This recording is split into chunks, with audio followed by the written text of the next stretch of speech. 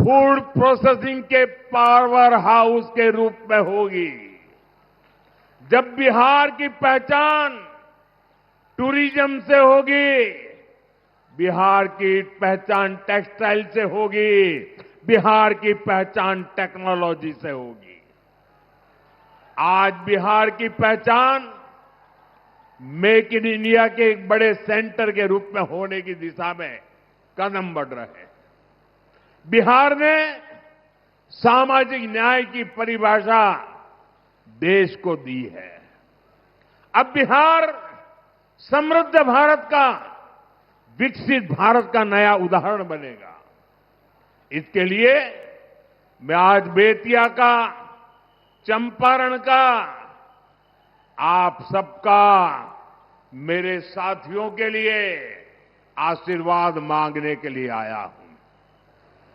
साथियों, बेतिया ने, चंपारण ने आरजेडी कांग्रेस के जंगल राज का सबसे डरावना रूप देखा है। जंगल राज वालों ने सत्याग्रह की इस पुण्य भूमि को लठेतों और डकैतों का गढ़ बना दिया था। आए दिन यहां हत्याकांड होते थे। बहनों बेटियों का घर से बाहर निकलना मुश्किल था।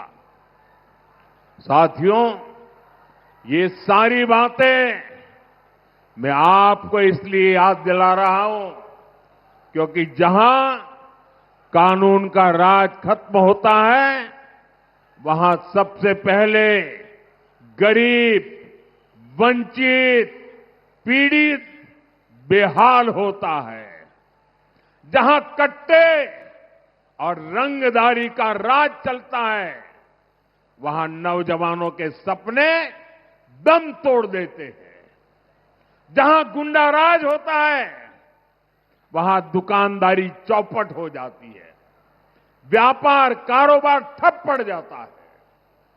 साथियों, आपने नीतीश जी के नेतृत्व में एनडीए का सुशासन देखा है, आपने शांति देखी है, बिहार के लोगों ने सुकून पाया है। लेकिन इसको जंगल राज से बचाए रखना, ये हम सबकी जिम्मेदारी है। बिहार को तो अभी विकास की नई नई ऊंचाइयों पर हमें पहुंचाना है।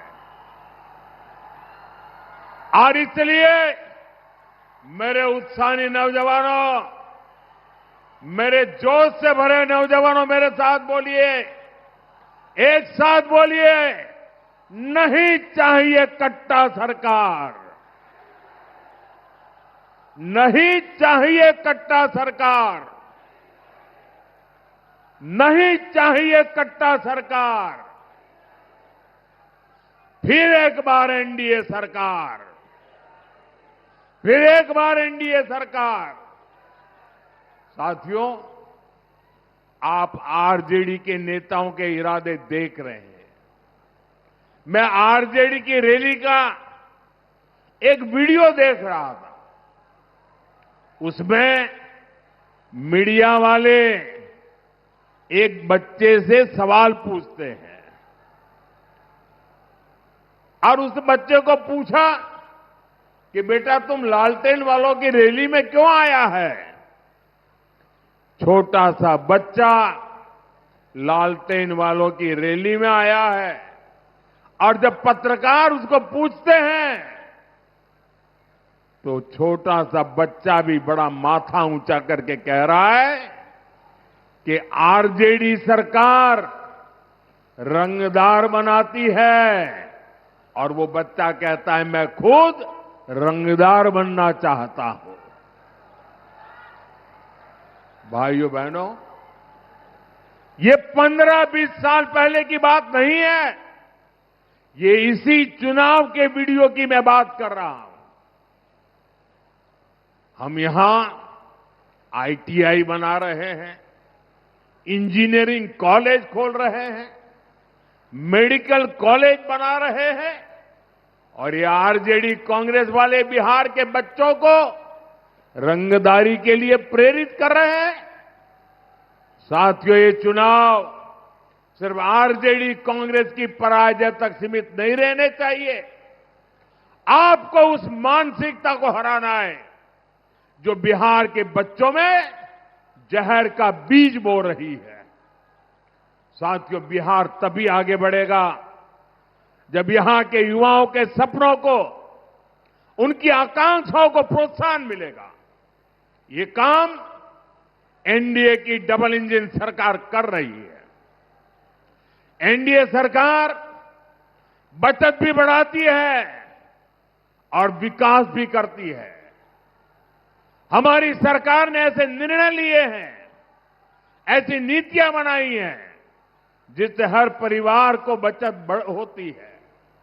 2014 से पहले जब दिल्ली में आरजेडी के समर्थन से कांग्रेस सरकार चलती थी, तब महंगाई चरम पर थी।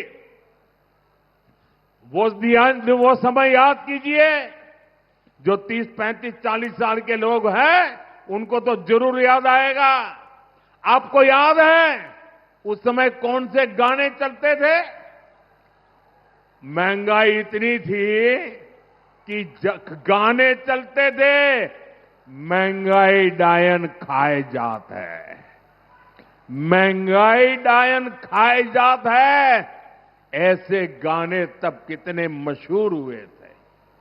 आज आप देखिए, देश में जीएसटी बचत उत्सव चल रहा है। रोजमर्रा की जरूरतें की जितनी भी चीजें हैं, उन पर जीएसटी या तो जीरो हो गया है या बहुत कम रह गया है। इसे खाने पीने का सामान, साबुन, तेल, दंतमंजन, जूते, कपड़े, ये सब पहले से कहीं ज्यादा सस्ते हो गए। बिहार में भी आप लोगों को स्कूटर, मोटरसाइकिल, पंखा, टीवी, फ्रिज, वॉशिंग मशीन, इन सारी चीजों की खरीद पर हजारों रुपयों की बचत हुई है। अगर मैं पिछले साल से तुलना करूं, इस साल अक्टूबर में, यानी पिछले साल का अक्टूबर महीना और इस साल का अक्टूबर महीना अगर मैं तुलना करूं, तो बिहार में पहले से 3 गुना ज्यादा मोटरसाइकिल की बिक्री हुई है। आप कल्पना कर सकते हैं, 3 गुना ज्यादा मोटरसाइकिल अकेले बिहार में बिकी है। साथियों, यही किस्सा मोबाइल फोन का भी है। पिछले वर्ष अक्टूबर में बिहार में करीब 6 लाख मोबाइल फोन बिके थे। इस वर्ष अक्टूबर में पिछले साल के मुकाबले करीब करीब 2 गुने, यानी लगभग 11 लाख मोबाइल फोन अकेले बिहार में 1 महीने में बिके हैं। यानी बिहार के युवा, बहनें, बेटियां जीएसटी बचत उत्सव का पूरा फायदा उठा रहे हैं। साथियों, ये जंगलराज वाले आपकी बचत लूटने में जुटे रहते थे। ये लोग अपनी तिजोरी भरते थे, लेकिन ये हमारी सरकार है जो आपके पैसे बचाने वाले ऐसे कार्यक्रमों की रचना करती है, ऐसे फैसले लेती है। हमारी सरकार के दौरान मोबाइल फोन तो सस्ते हुए ही हैं, फोन पर बात करना भी बहुत सस्ता हो गया। अगर आरजेडी कांग्रेस की सरकार होती तो आप लोग वीडियो कॉल कर ही नहीं सकते थे, क्योंकि आपका बिल ही हजारों लाखों में आता।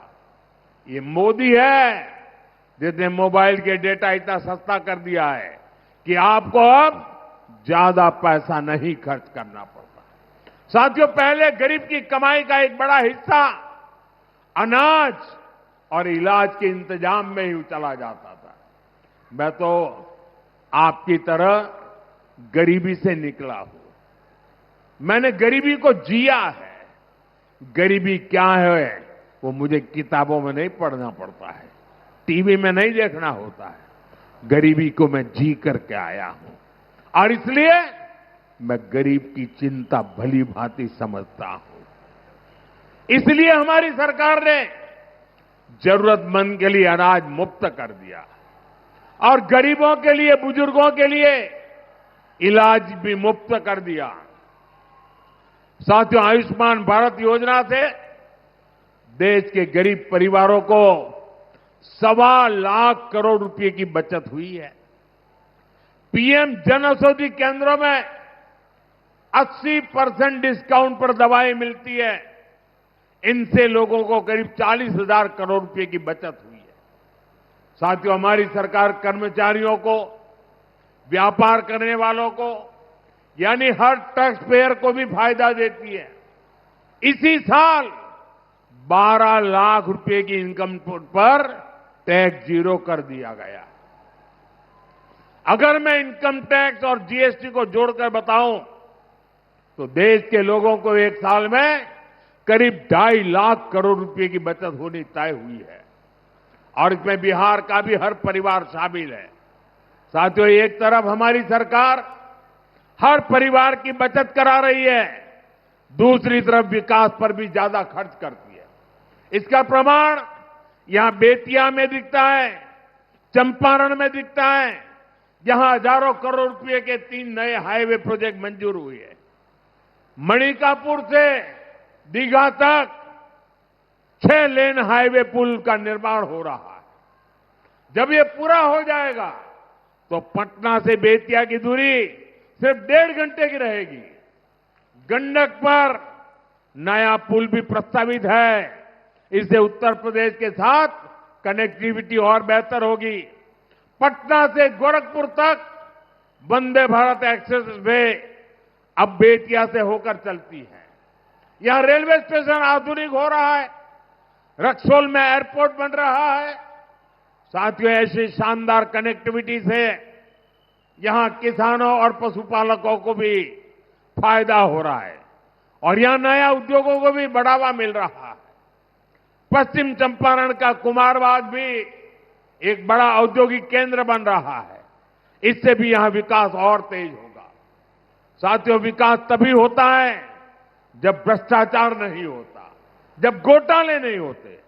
लेकिन आरजेडी और कांग्रेस के नेताओं को तो यही एक काम आता है और कोई काम आता भी नहीं है। ये लोग तो राजनीति में आते ही इसलिए हैं ताकि आपको लूट सके। आरजेडी का जो शीर्ष परिवार है वो बिहार का सबसे भ्रष्ट परिवार है। कांग्रेस का जो शाही परिवार है वो देश का सबसे भ्रष्ट परिवार है। और ये जो नामदार यहां घूम रहे हैं, ये दोनों नामदार हजारों करोड़ रुपए के घोटालों के आरोप में जमानत पर चल रहे हैं, जमानत पर। ऐसे भ्रष्टाचारी बिहार को सिर्फ बर्बादी की राह पर ही ले जा सकते हैं। साथियों, जब सुशासन आता है तो सबसे अधिक फायदा बहनों बेटियों को होता है। हमने तो वो दिन देखे हैं जब गरीब परिवारों की माताएं बहनें पानी के लिए तरसती थी, धुएं में खाना बनाती थी, शौचालय के अभाव में पीड़ा सहती थी।